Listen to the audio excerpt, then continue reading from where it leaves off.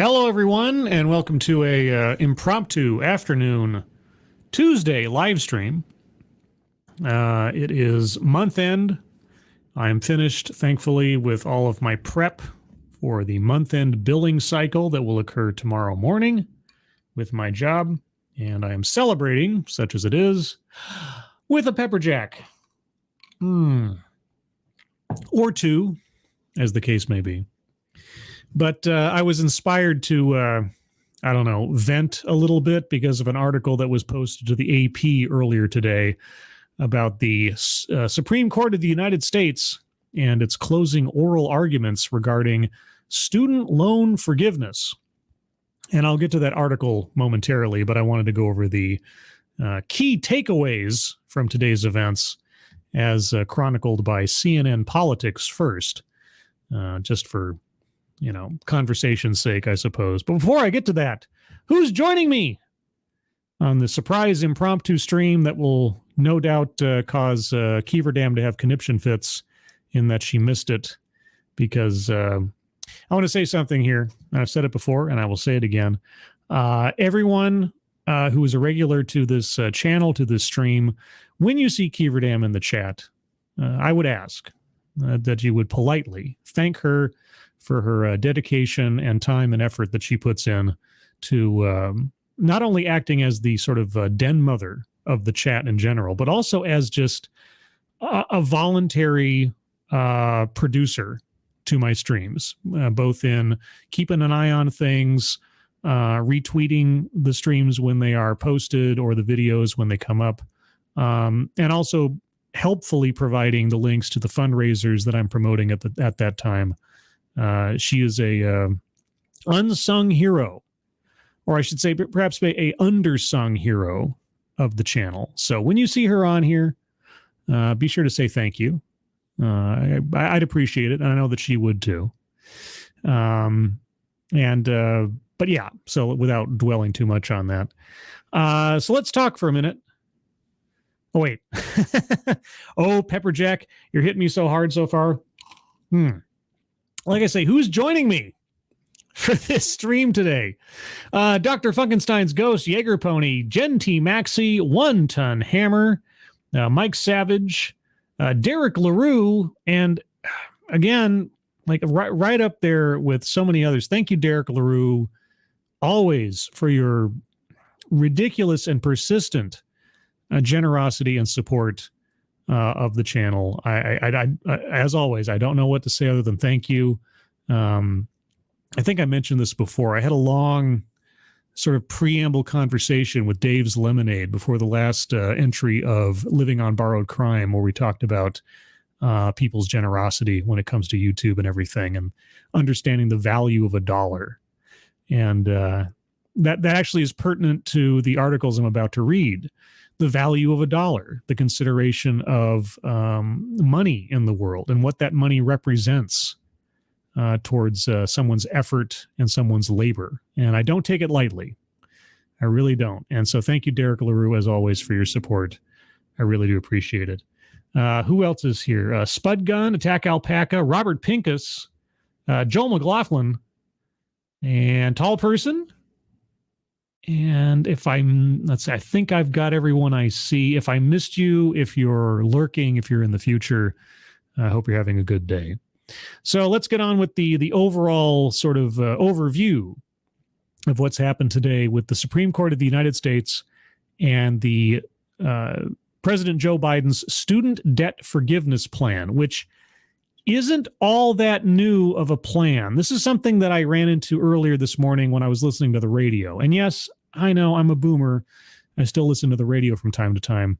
And there was a commentary talking about student loan forgiveness. And the person doing the commentary alighted upon several things that made absolutely no sense to the overall situation of student loan forgiveness. In fact, including the Dilbert guy in their argument as to why opposition to student loan forgiveness was somehow now a right-wing conspiracy or whatever, even though the Dilbert guy, Scott Adams, his personal controversy only happened in the last 48 to 72 hours or whatever. all of a sudden that's somehow relevant. I don't know. It was bizarre.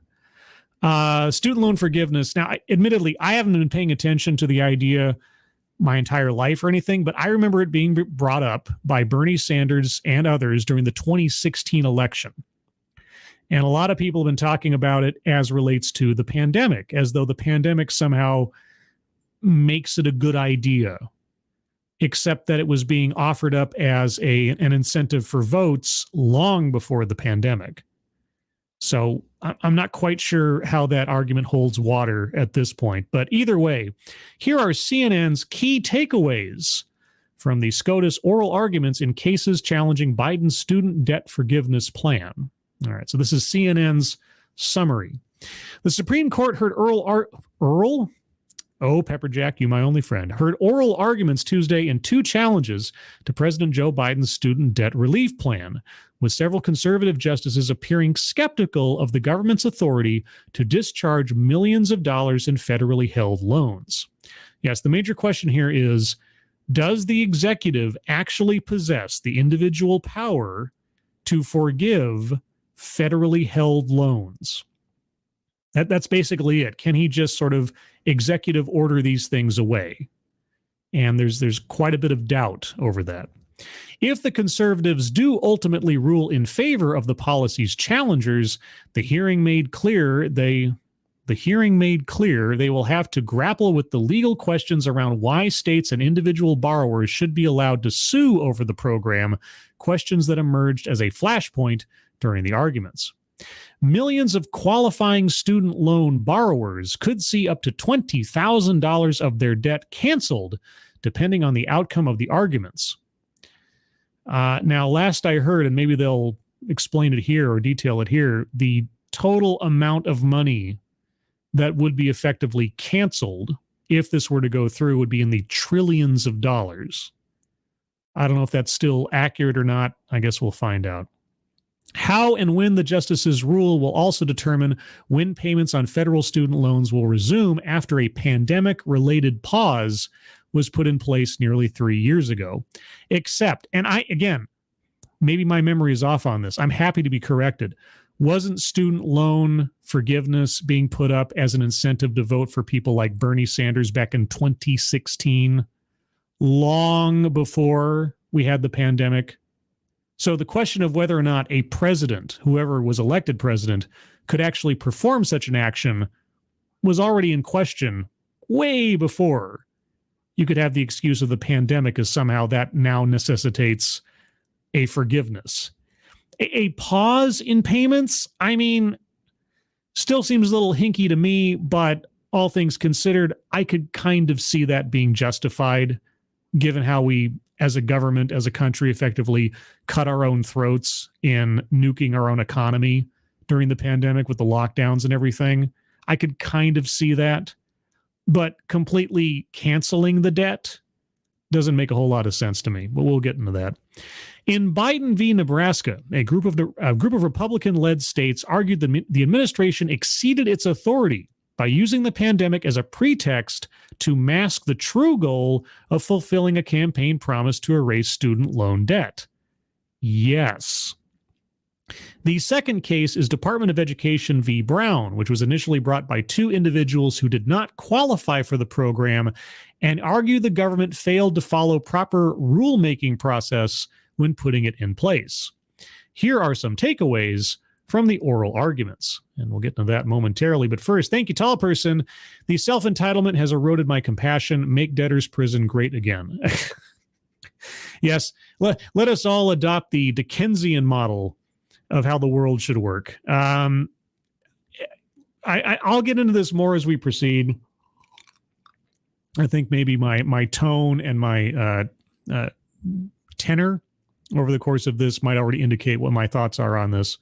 But I'm effectively on your side. I'm not sure about debtors' prisons, but I get where you're coming from. Here are some takeaways from the oral arguments. Conservatives see this case as another chance to rein in aggressive actions by Biden. Well, and just to offer a counterpoint here, or another chance to rein in aggressive actions by the executive. I mean, let's not pretend that executive power over the last couple of decades has been expanded over and over again into places where it maybe should not go. Okay. For example, just as one example, DACA. Okay. Effectively just saying, without congressional oversight, I, as president, am going to fiat a change in law. That's just one example, one of the most egregious examples within my lifetime of the president just essentially dictating to the country how things are going to go. The Supreme Court at the time oversaw some of this and even restrained some of what Obama wanted to do by also including family members of people who might qualify for DACA. But all the same, DACA and, the associated DREAM Act. I mean, the DREAM Act should be something that's voted on by Congress. All that Obama did with DACA was allow the Congress to avoid actually having to deal with the issue of children brought to this country without their, consent because they're minors and having to experience the consequences of being in the country illegally. They don't want to deal with that. So Obama gave them an out. And that still hasn't been dealt with as it should have been by the Congress. And executive orders in general always make me a little wary because the president is not supposed to be a dictator. So expanding the power of the executive to effectively make new law or to, without congressional oversight, veto existing law or policy is something that should be taken seriously. So to say rein in executive actions by Biden, aggressive actions by Biden, I don't think Biden should be in that headline. I think the president or the executive from now and in or perpetuity. Anyway, in the questions the conservative justices pose, they signal that they see the GOP state's case as presenting the court with another chance to draw the lines around when the executive branch can and cannot act without Congress. Yes, the executive branch. Absent any partisan consideration, the executive branch, because what people seem to forget is any powers you grant the executive today may fall in the hands of someone you don't like tomorrow. It's not about who's in the seat currently. It's about who could be in the seat in the future. You have to look at these things as pragmatically as possible. Otherwise, you might be setting yourself up for disaster. But, what do I know? Several of the exchanges concern the application of the so-called major questions doctrine, a legal theory embraced by the court's Republican appointees that says Congress can be expected to speak with specificity when it gives an agency power to do something of great political or economic significance. The states are arguing that under the doctrine, the Biden student debt program should be blocked. Okay. Lawyer for GOP state gets grilled on standing. Whether the GOP states are threatened by the type of harm that makes it appropriate for a court to intervene was a major theme. Okay. Campbell, whoever Campbell was, because this doesn't reference who Campbell was ahead of time, Campbell received a series of questions from justices on both sides of the ideological spectrum about whether the states had overcome this procedural threshold, which is known as standing. A particular flashpoint in the hearing was the state's arguments that the loan forgiveness program's potential harms to MOHELA, the Missouri-created entity that services loans in the state, gives Missouri standing. Several justices noted that MOHELA could have filed its own lawsuit challenging the program, but has not. Okay. Barrett may be a justice to watch. Justice Amy Coney Barrett has stood out among the conservatives for asking particularly pointed questions of the GOP states about their standing arguments, setting her apart as a potential pick-up vote for the court's 3 liberal members. Wait a second. Are you saying that a dyed-in-the-wool conservative was critical and or made inquiries of a conservative arguer? What? I thought Amy Coney Barrett was just this ideological slave who would never, ever question anything that went against or even challenge anything that went against her ideological presumed position. Oh, well. Quote, if Mohela is an arm of the state, why didn't you just strong-arm Mohela and say you've got to pursue this suit? Barrett asked Campbell, among several questions she asked him about the state's standing claims. Even if Barrett swings to the liberals to vote that the lawsuit should be rejected because of the standing concerns, the Biden administration will need the vote of one more GOP-appointed justice. Okay? And lastly, Sotomayor raises the practical stakes of the case. Okay. In extended remarks to Campbell, okay, Justice Sonia Sotomayor laid out the practical implications of the case in stark terms. Quote, there's 50 million students who will benefit from this, who today will struggle. Many of them don't have assets sufficient to bail them out after the pandemic. They don't have friends or families or others who can help them make these payments, she remarked. Those debtors will suffer in ways others won't because of the pandemic, she said. Right. Well, let's talk about that for a second. In fact, let's just move on to the article that inspired me to do the stream in the first place. And that's from the AP. And that's I think reading this article and commenting on it will illustrate my my thoughts on the matter. First, though, whoops. No, I'll decline getting your morning wire thing, whatever that is. First off, a check-in on the chat, see who else has shown up in the meantime. Let's see. Cunt O'Hare. Hello. Kashul. Hello. TC. Hello. Cynic. Hello. This is Kyle. Hello. Meh. Hello. A guy in his room. Hello. Keldrig. Hello. Okie Native. Hello. And Data Wasteland, hello. Let's see, and Lil Mo Sislak, hello. He is here, and you are here. Also, if you guys haven't checked out A Guy in His Room, at one time, not too long ago, I guess it was a while back now, A Guy in His Room interviewed me on his YouTube channel. So go check out A Guy in His Room for various interviews and things. Usually, I think he generally interviews like stand-up comedians. And I was an exception to that, I guess, sort of policy or rule. I don't know how interesting the interview was. I don't know if I'm that interesting to be interviewed, but go check out his YouTube channel and you can decide for yourself. So anyway, this article from the AP is what sort of spurred me to do a stream today. Because the headline, or at least the Twitter headline. Do I have the Twitter headline in front of me? Let me find that real quick to read that, because that's what really caused me to want to say something. Let's see. Where'd it go? There it is. Okay, so this is what the Twitter headline or the Twitter blurb read as. The Supreme Court won't have to look far for a personal take on the quote-unquote crushing weight of student debt.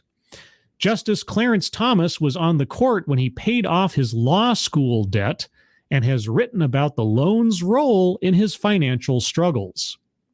Okay, so that was the AP's sort of blurb on the story. Let's read the story in its totality. Justice Thomas wrote of crushing weight of student loans.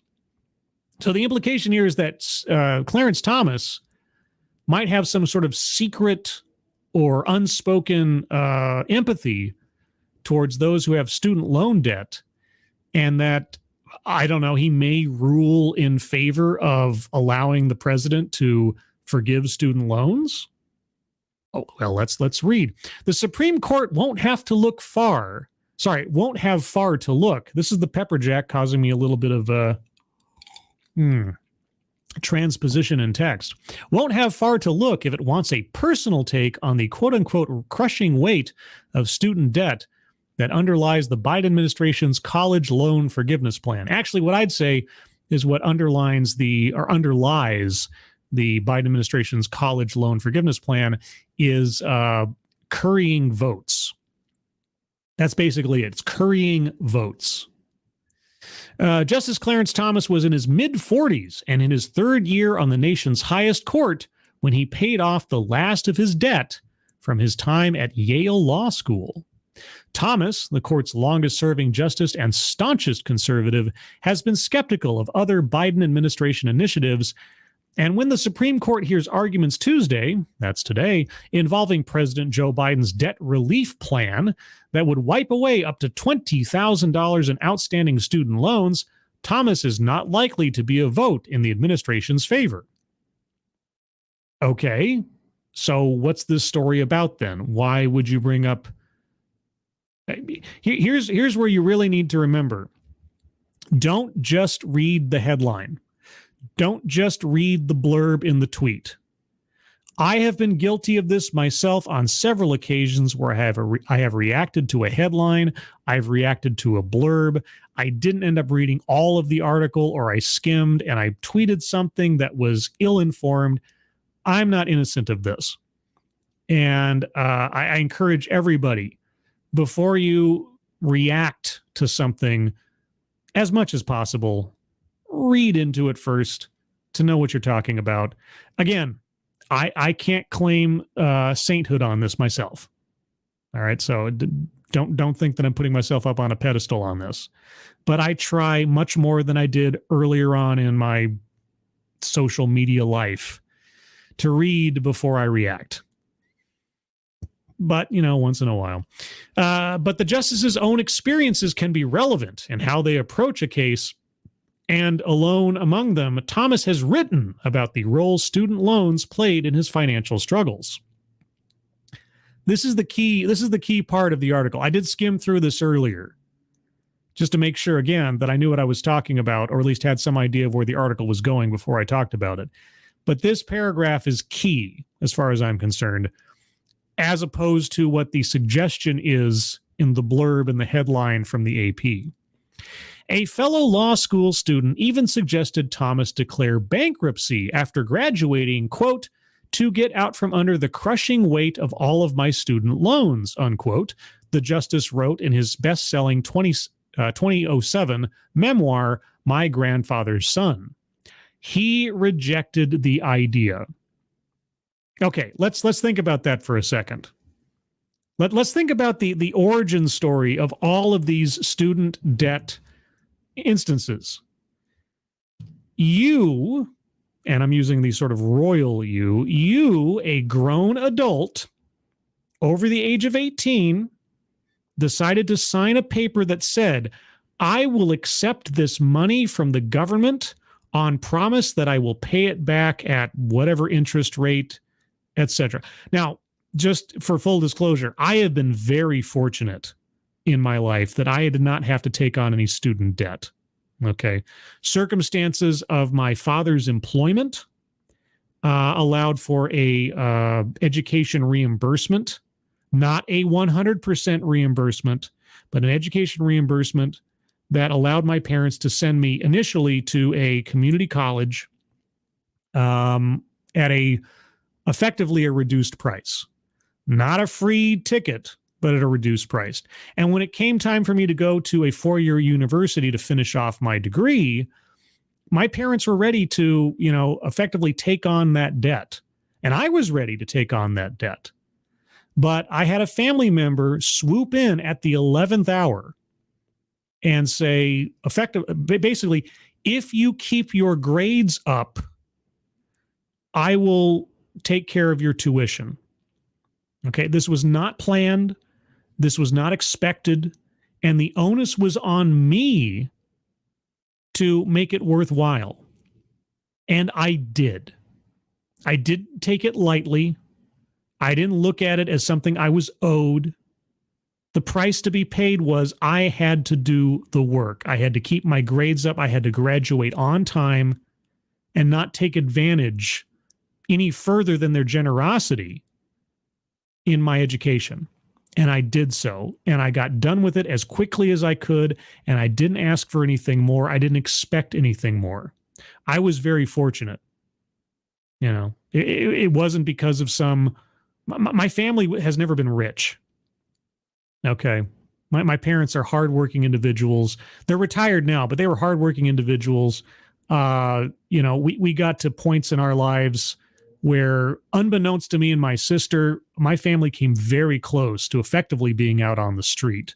But because my parents were smart and hardworking, they just barely, and I only learned about this years after the fact, they just barely made sure that we still had a roof over our heads and food in our stomachs.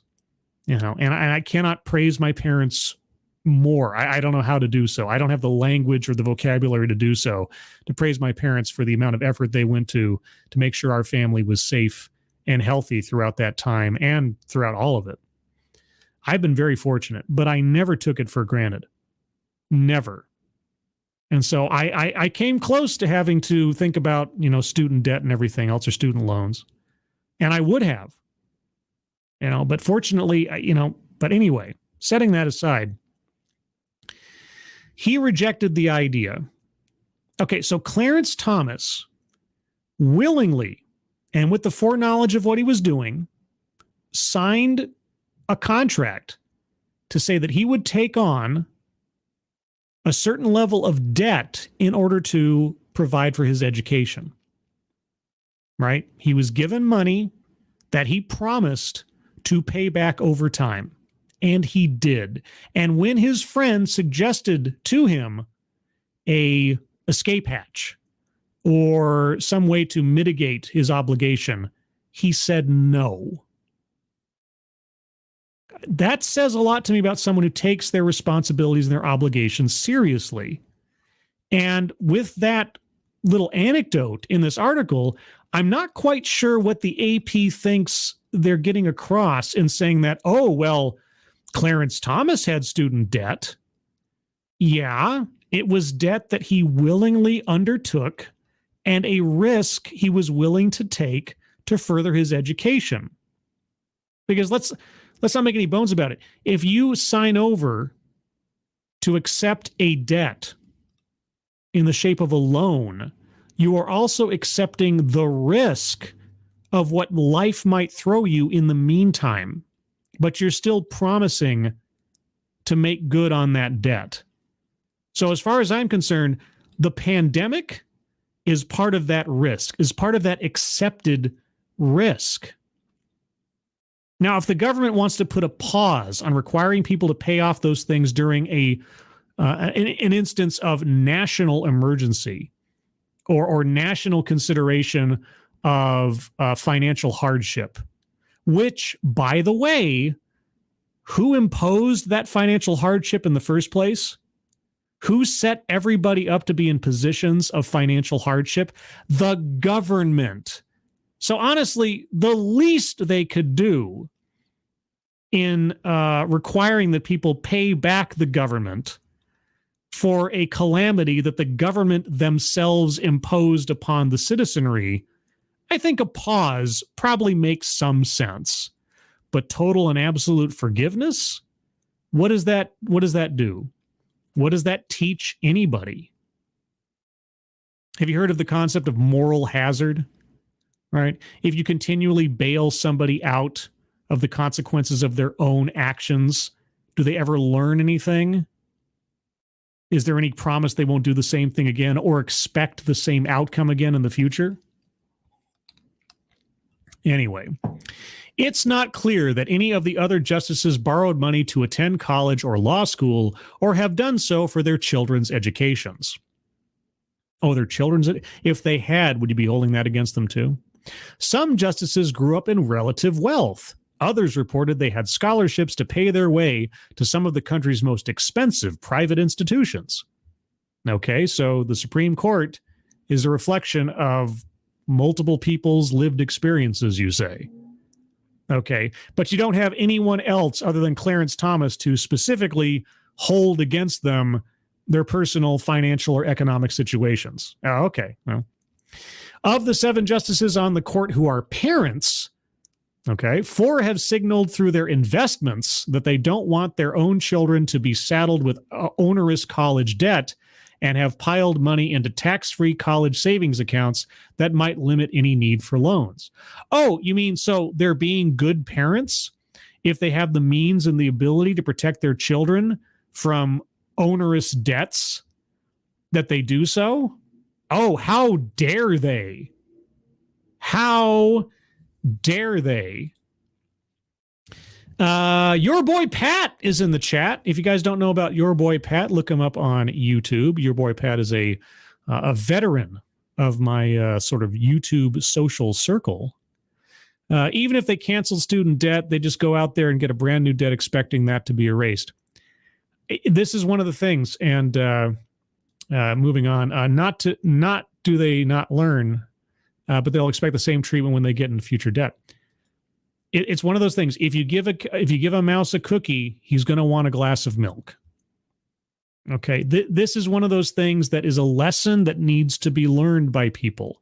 If you take on an obligation willingly, then you will be expected to fulfill that obligation. If you always have a golden parachute, if you always have an escape hatch that someone else is going to provide you, that you're expecting the government or some other heavy hand to come and save you from your own choices, you'll never learn how to be discriminatory in the choices and the risks that you take. And if you're going to do this wide swath forgiveness for no other reason than, oh, it was the pandemic, except they were offering the same thing up before the pandemic as nothing more than bait to gain votes, it just doesn't wash. The whole thing doesn't wash. Let's see. Chief Justice John Roberts and Justice Neil Gorsuch have the most on hand, at least $600,000 and at least $300,000 respectively, according to annual disclosure reports the justices filed in 2022. Each has 2 children. The most on hand. Piled money into tax-free college savings accounts that might limit any needs for loans. Okay, so Roberts and Gorsuch have put money into tax-free college savings accounts for their children. So what? What is that a crime? Is that unethical? Well, can I do that? If I had a child, could I put money into a tax-free college savings account? If that's an option open to everybody, why do you mark that by implication? Why do you mark that as a negative against them? Oh my God, they're planning for their children's future. Oh no, how terrible. Oh, they have the means with which to do so in great amounts of money because either they've earned it or that's a consequence of their salary for being Supreme Court justices. What parent wouldn't do that if they have the means to do so? What does that mean? This is Kyle. Thank you so much. Honestly, this just seems like children that gotten used to their parents taking care of them, that they now want society to take care of them too. Here's a feminist donation for you. Well, I appreciate your gender-specific donation. But yeah, what is that piece of the article supposed to mean? Oh, well, if Sonia Sotomayor has children and she put money away for her children to have a college education, would you be criticizing her? Let's move on. Justices Amy Coney Barrett, who has 7 children, and Ketanji Brown Jackson, who has 2, also have invested money in college savings accounts in which any earnings or growth is tax-free if spent on education. Oh my God! You mean they're supporting their children through an established process of putting money away that is tax-free if spent on it? You mean they're abiding by existing tax law? Well, okay. Are any of the liberal justices doing anything similar for their children? Or let me ask you something. If they don't have children, because I don't know the family particulars of all the Supreme Court justices, if they did have children, would they or would they not take advantage of such a thing as a tax-free account towards their children's education? What has that got to do with anything? But none of the justices would comment for this story, a court spokeswoman said. Okay, so everything you have is just referential and anecdotal, but heaven forfend a parent do what they can to facilitate their children's education through the policies and the programs available to them under federal law. Oh no. Wow, you're really tarnishing the reputations of these justices, AP. What? But anyway, since they wouldn't comment on this, we go back to Thomas's biography. Thomas wrote vividly about his past money woes in his Up From Poverty story, recounting how a bank once foreclosed on one of his loans because repayment and delinquency notices were sent to his grandparents' house in Savannah, Georgia, instead of Thomas's home at the time in Jefferson City, Missouri. Oh, so due to a paperwork error, there was a burden placed on him that otherwise wouldn't be there, and yet at every opportunity he had to avoid or defer his responsibility to that loan, he said no. Thomas was able to take out another loan to repay the bank only because his mentor, John Danforth, then Missouri Attorney General and later a U.S. Senator, vouched for him. Thomas noted that he signed up for a tuition postponement program at Yale in which a group of students jointly paid for their outstanding loans according to their financial ability, with those earning the most paying the most. Oh, okay, so an established program and initiative that he could take advantage of to alleviate his financial woes, he took advantage of. So he wasn't cheating. He wasn't like not taking responsibility, but somebody offered him a legal and direct way in which to mitigate his burden, and he took advantage of it. Oh, okay. At the time, Thomas's first wife, Kathy, was pregnant. So what? Quote, I didn't know what else to do, so I signed on the dotted line and spent the next 2 decades paying off the money I borrowed during my last 2 years at Yale, Thomas wrote. Oh, so again, he took responsibility for an obligation he willingly agreed to. Okay. When he was first nominated to be a federal judge in 1989, Thomas reported $10,000 in outstanding student loans, according to a news report at the time. The Biden administration has picked the same number as the amount of debt relief most borrowers would get under its plan. So what? He paid it off. Are you going to reimburse Clarence Thomas for having fulfilled his obligation to federal student loans if this thing passes? What about the person that pays off their student loans the day before this goes into effect, if it were to be approved? Will that person be reimbursed? What about the person that paid off their student loans 2 days before or a week before? Or what if they voted for Bernie Sanders on the promise of student loan relief, but they didn't get it, but they want it? What happens to that person? Do they get reimbursed?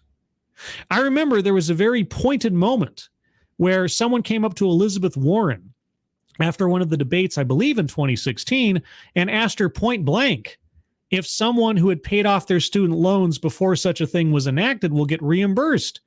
And if I'm not mistaken, and I'm happy to be corrected, if I'm not mistaken, she more or less said, of course not. But okay, I mean, I guess the people who actually fulfill their obligations get no relief. Personal experience can shape the justices' questions in the courtroom and affect their private conversations about a case, even if it doesn't figure in the outcome. Can shape the justices' questions? Sure. Quote, it is helpful to have people with life experiences that are varied just because it enriches the conversation, Justice Sonia Sotomayor said. Yes, indeed. Individual, unique, lived experiences and perspectives and knowledge is a good thing. Like, that's the kind of diversity you want. You want actual informed knowledge, wisdom, experience, absent other aesthetic qualities, unlike what happens in DEI stuff, but I could go on. Sotomayor, like Thomas, also grew up poor. Oh, okay. She got a full scholarship to Princeton as an undergraduate, she has said, and went on to Yale for law school, as Thomas did. Oh, So she got a scholarship. Now, I don't know Clarence Thomas's total history. Did Clarence Thomas get a scholarship, or did he take on student debt in order to further his education and paid it off? Keeping people from avoiding the kinds of difficult choices Thomas faced is a key part of the administration's argument for loan forgiveness. Yes, having people avoid the consequences of their own decisions is a key part of the administration's argument. Yeah, saving people from the consequences of their own choices in life. Moral hazard is a key part of the administration's argument. That's all I see when I read that. Thank you, John Miller. I think the biggest chip in student loan forgiveness are those who ask, quote, what about those who did pay their loans off, unquote. Really makes them pretty pathetic when they hem and haw and get very unhappy. Biggest chip in student loan forgiveness. Maybe I'm misreading that. Maybe it's the Pepperjack. Could you clarify, John? And you don't have to do another super chat. I'll keep my eyes open. Just clarify to make sure I understand what you're saying, because I'm hesitant to comment until I make sure. I want to make sure I understand what you're saying. So please just let's see. It's coming up here on the chat. StreamYard just has to catch up with the chat. The politicians getting unhappy.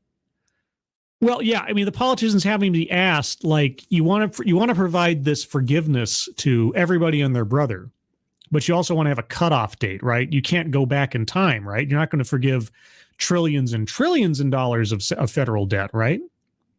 And when does it end? Again, this isn't like something that people imposed upon college students against their will.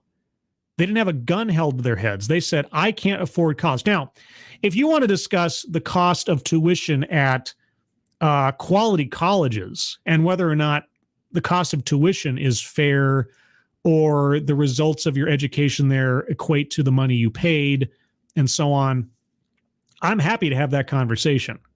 But whether or not that changes in the future, the fact is, if you signed a college loan agreement 10 years ago, that's the way it is. You were an adult with your full faculties and you signed on the dotted line, right? And Clarence Thomas paid off his debts. Maybe he had the opportunity to mitigate or to defer some of those payments for a time, but he ultimately paid off his debt. So this article, I'm still not quite sure what they're trying to say here, but let's keep going. Under a plan announced in August, let me back up a little bit.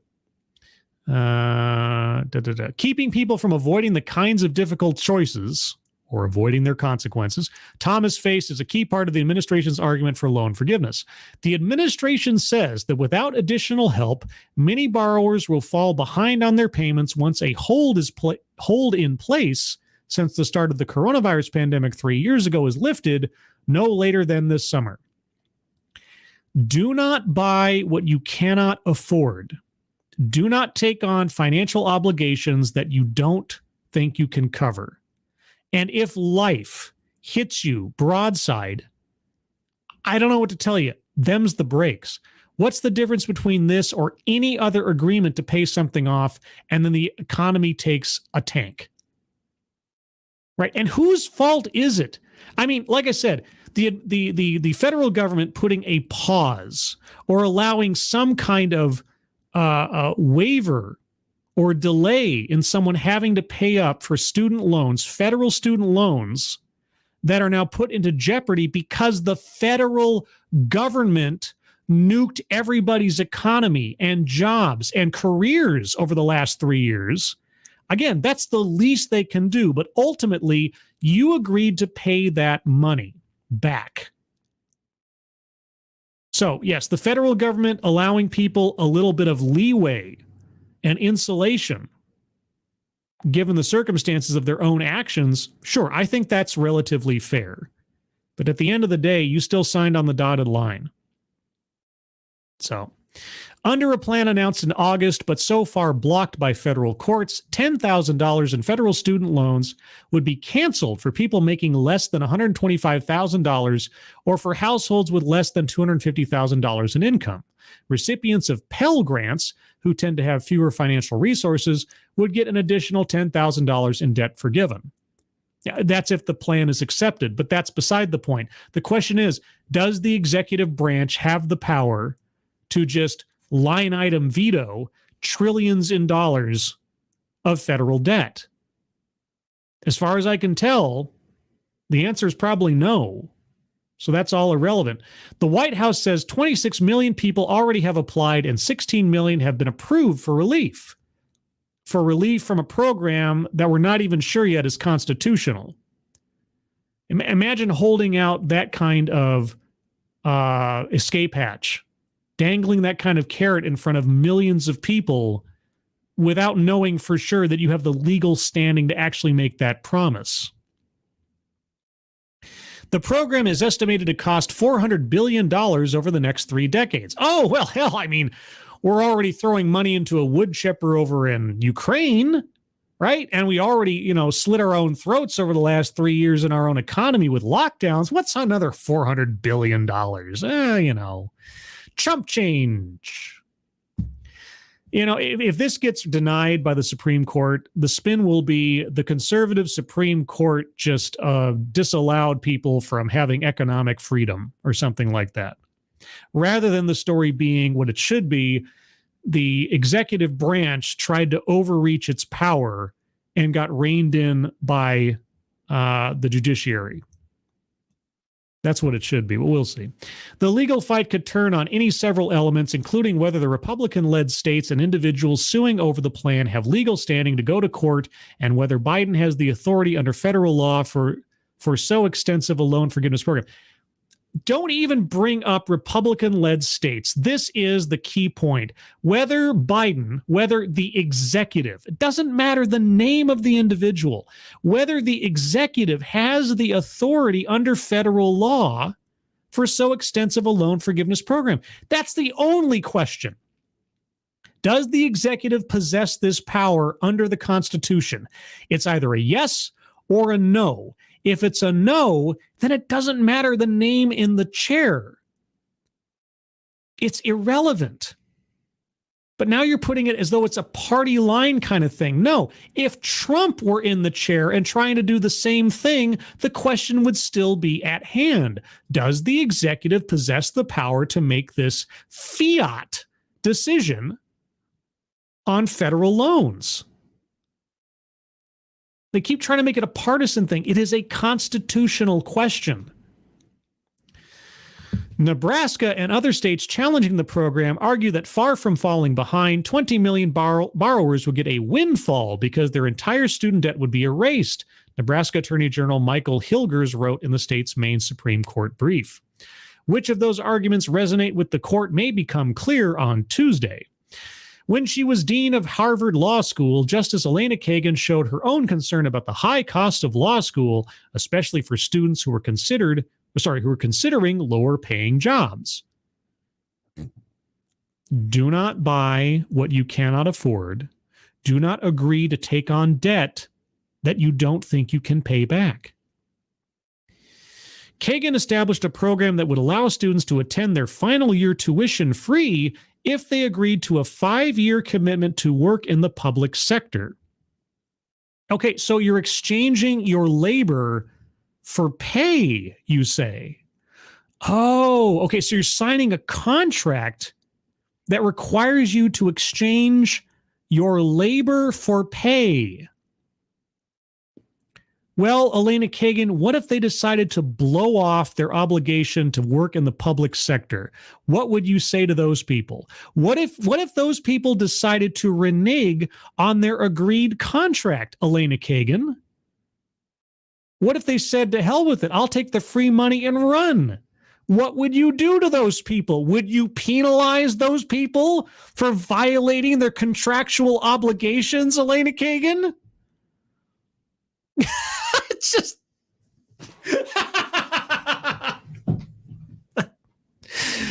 Holy cats. Wow. Okay. Borrowing from Peter to pay Paul. While that program no longer exists, then why are you bringing it up? Harvard offers grants to students for public service work. Okay, so you're offering me money for labor. I am agreeing to take on this money you're giving me in exchange for my time and labor in the future. What happens if I don't fulfill that obligation? What is Harvard going to do to me if I don't fulfill that obligation? Are they going to require that I pay back the money I took without fulfilling the reciprocal labor on my part? Do you think that's written in the contract anywhere? Is it interesting that AP doesn't say what the consequences are for not fulfilling that contract? Jesus. At the time the program was created, Kagan said she wanted students to be able to go to work where they, quote, can make the biggest difference, but that isn't the case now, unquote. Instead, she said, quote, they often go to work where they don't want to work because of the debt burden, unquote. Oh, no. Well, again, Elena Kagan, what would happen? What do you think should happen to anybody who reneges on their agreement to give labor and time to public service work in exchange for that money? What would you require of them as the disincentive? What freaking... I'm sorry. I read that and it means nothing. It's like what I talked about the other day in symbolic logic. And I know if you've heard this before, I'll say it again. There is a symbol in symbolic logic. It is a 3-bar equal sign. So think of an equal sign, but just with a third line. Okay. It is to say that if you have value A on one side of that symbol and value B on that other side of the symbol, they are effectively, in reality, two different things, and yet they are so similar in both function, form, or otherwise as to be indistinguishable from one another. So if I sign a contract that says, I am going to accept an amount of money that I will gradually pay back over time at accepted interest rate as a student loan, how is that effectively any difference than I accept to take on a certain amount of money that I will pay back through my labor in a specific sector of public service? How are these things effectively any different from one another? And what would Elena Kagan say if I reneged on the latter as opposed to the former?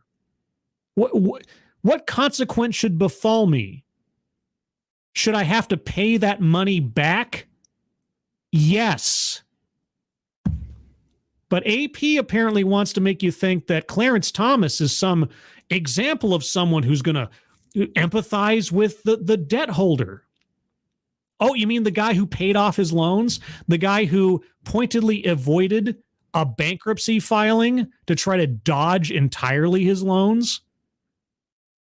Oh my gosh. And it took 2 people to write this article. And that's great. You know, it reminds me of the CNN days.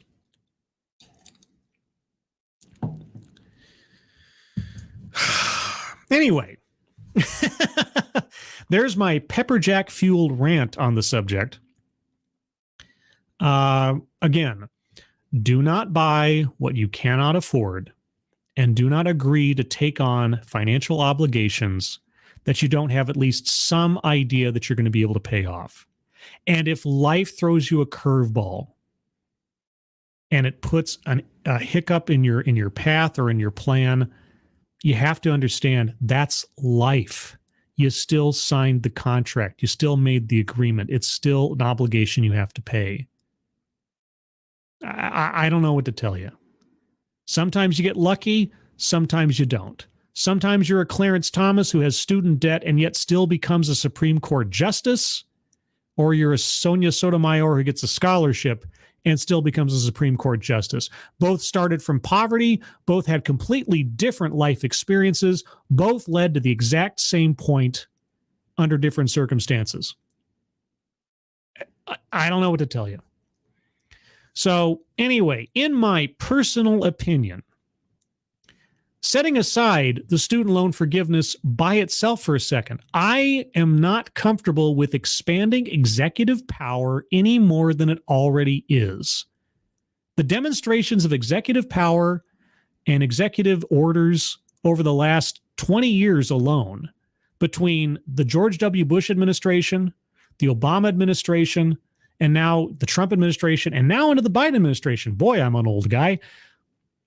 It has been disturbing to me as to how much presidential dictatorial fiat power has been exercised by presidents from both sides of the aisle in my lifetime.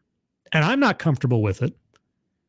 So, in my opinion, I hope the Supreme Court goes along with what's been set down in the Constitution thus far and denies the Biden administration or any administration, Republican, Democrat, or otherwise, from having the power to just sort of strike debt that individual citizens agreed to of their own volition as though it doesn't matter. This is not a lesson this country needs right now, and most especially with the temperament and the ideologies that are being pushed by the, let's say, younger generations. Boy, I sound, God. You ever, for those of you in the audience, and I know my audience, just by, I guess, dint of fate or circumstance or otherwise, I know my audience is relatively in their adult years, let's say. And I honestly have to say I'm surprised. And this isn't a slight against anybody. I've been surprised that I've attracted such a, let's say, relatively conservative audience, because I have never considered myself to be a conservative. Right? I mean, when I was in my teens, late 20s, let's say, which wasn't that long ago, but now is decades ago, I guess, I was for same-sex marriage. I was for legalizing pot. I was for ending, not even initiating in the war in Iraq, because I didn't trust George W. Bush and what they were saying about weapons of mass destruction. And ultimately, I was proven right, like so many other people. There's a whole bunch of issues on which that if I talk to a sort of a standard conservative on, I'm pretty sure I differ on with them quite stringently. And yet here I am, and I'm listening to myself, the words coming out of my mouth, the sentiments, and boy, do I sound like a crotchety old man, right? Crotchety old man. I hear my father, in a way, coming out of my mouth right now, which isn't a bad thing. Something my father said many years ago, which has proven to be true. He was talking to me about his father, and he said, you know, the older I get, the more correct my father becomes. You know, because when you think back to your rebellious years, your sort of growing up years and everything, and you're trying to think, oh, I know better than my parents, so my parents' thinking is so old-fashioned or something. I don't know. I guess I was just born into a different generation, or effectively, I was born under the rearing of a different generation. My parents didn't have children until they were 10 years into their marriage. My mother had several miscarriages before I was born. And so the generation I grew up with, you know, for all intents and purposes, I was raised by a generation previous to the parents of the kids I grew up with.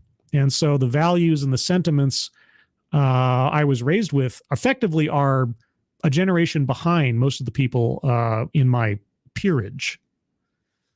But I don't know. I look at something like this, and again, maybe I'm just old-fashioned. Maybe I'm just some kind of quasi, the left has drifted so far to the left that now somehow I'm a centrist or something. But on this point in particular, on student loans, on this question of expansion of executive power, and the question of forgiving someone their own pitfalls of their decisions, I'm not a fan. I'm just not. But maybe I'm alone out here. I don't know. You guys let me know in the chat, in the comments, or otherwise. Shadow Sonata, yeah, but that crushing weight is self-inflicted, mainly to fund worthless degrees.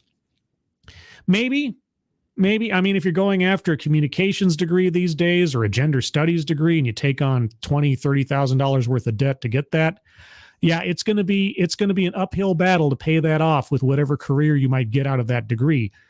But again, that's a personal choice. If you decide to pursue a degree that has no even remote promise to a payoff in the long run for a career, that's the risk you take. I pursued an English degree. Okay, I'm exactly where I probably should be, having pursued an English degree.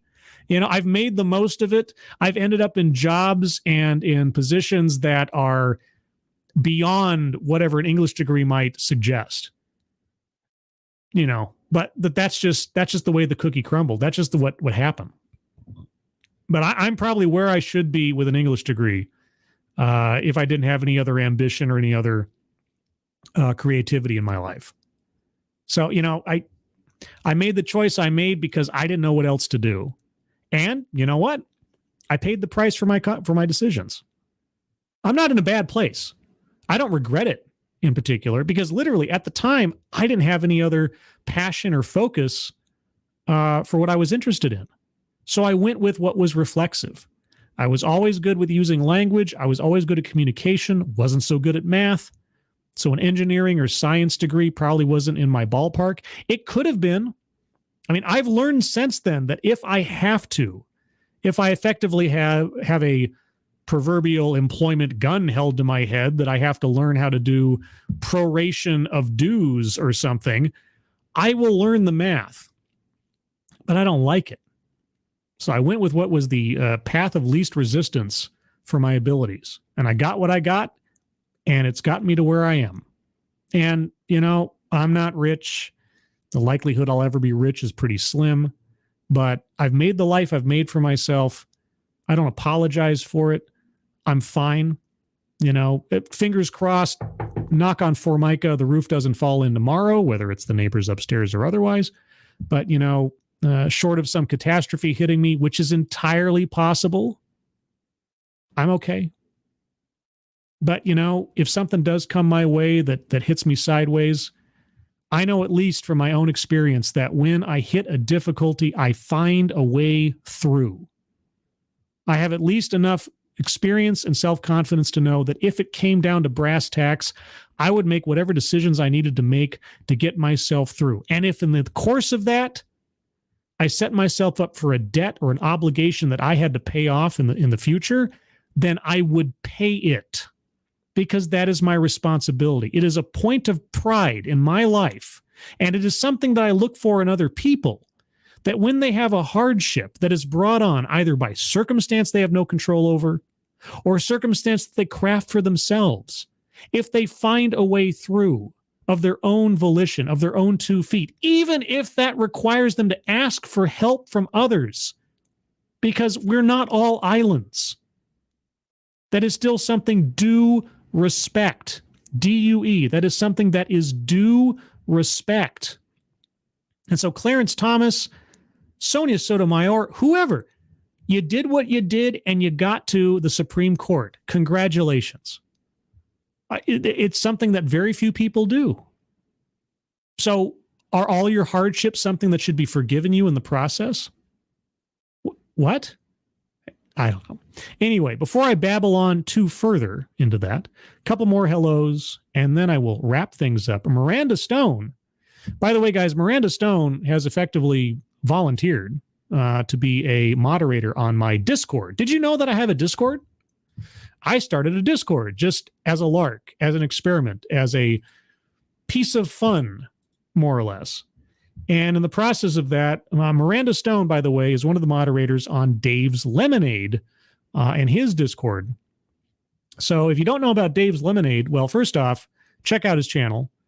Second off, check out my interview with him, which is posted to my YouTube channel under the Living on Borrowed Crime series, which there will be a third episode currently planned for March 11th. So it's upcoming. So keep an eye out for that. But speaking of which, I'm going to put a link in the chat right now for my Discord. So if you're not already a member of the Discord and want to join the Discord, click on that link. And since there's two ways to become a member of the Discord, either I or one of the moderators recognize your nickname as a regular or someone that we've seen on here several times, or just to be on the safe side, you have to give the secret word, the password that you have to put into the landing channel for the Discord if you want to become a member of the Discord. The password for today is LOAN. LOAN. Just put LOAN into the Discord channel that you land on with that link, and either myself or one of the other moderators will set you into access for the rest of the channels, and then you can join my Discord. It's a private affair, only for people who watch the streams. Watch the streams up to the point where I give the password. That means that you're a true blue member of the Scribe Tribe. But either way, everyone, I'm going to call it here. Thank you so much for joining me for this impromptu stream and my rantings and everything else. Let me know what you think in the comments below. Be sure to like the stream if you like this kind of thing. Be sure to share the stream if you like this kind of thing. And also, a point I don't mention often enough, if there's a content creator out there that you like, whether it's me or anyone else, the best thing you can do for that content creator is to share their stuff. And secondly, if you're able to, in whatever social media platform you use, whether it's Facebook or Twitter or ICQ or LimeWire or whatever, if you're able to tag that creator in your sharing tweet or post or whatever, please do so. Because I tell you what, it is not as often as you might think that creators know when people share their stuff unless they're tagged in it. And I tell you what, if you do so, more likely than not, they will recognize your effort on their behalf and they will let you know and thank you, either with an additional like or with a comment directly. I know I've done it. I know I've had it happen to me, and it's great. You guys are our best algorithm. So please, if you like stuff, me or anybody else, be sure to share it. It's great. Everyone, thank you so much for joining me. Moderators, thank you for keeping an eye on things. Even though everyone here is so well behaved, you have very, very little to do.